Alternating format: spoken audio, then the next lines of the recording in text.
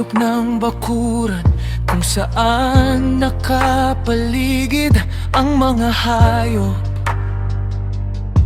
Ito na muna ang iyong higan, pasensya ka na muna. Amoy putik at dayami, ang yakap ng gabi, manipis na banig ko'y parang papel na mabilis mawawala.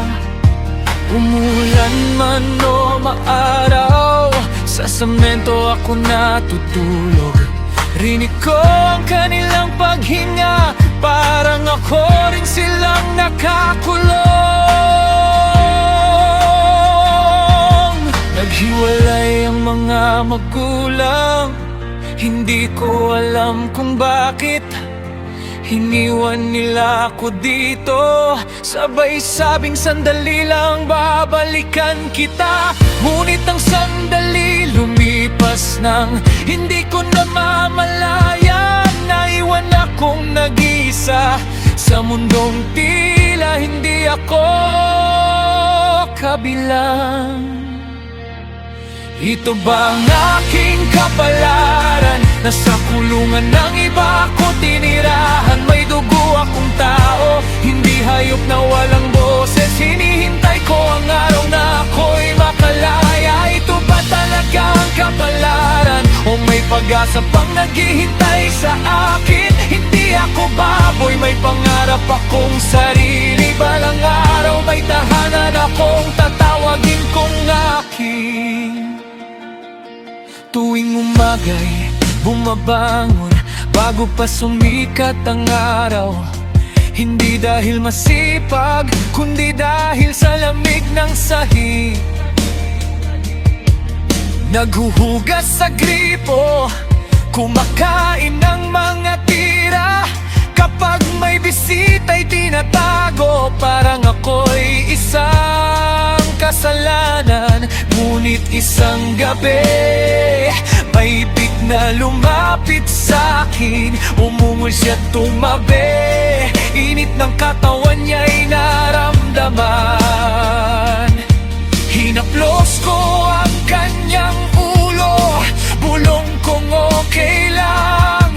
Sama-sama tayo, lalabas din tayo rito.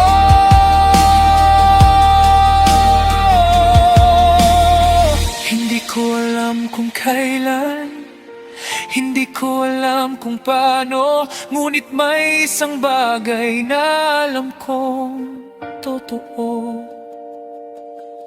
Hindi ako kasing baboy na walang karapatan. May pangarap akong hawak, hindi ako susuko hanggang sa huli.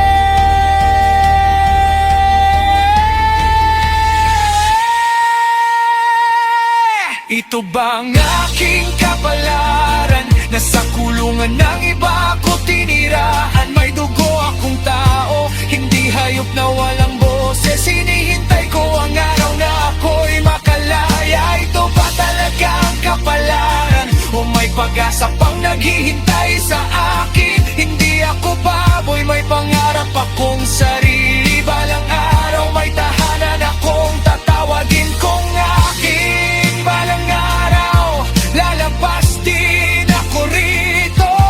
May kwento akong sarili, kung saan ako'y tinatanggap.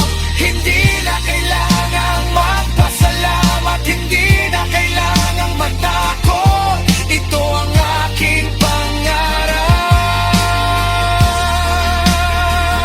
Ang aking laban sa kapalaran.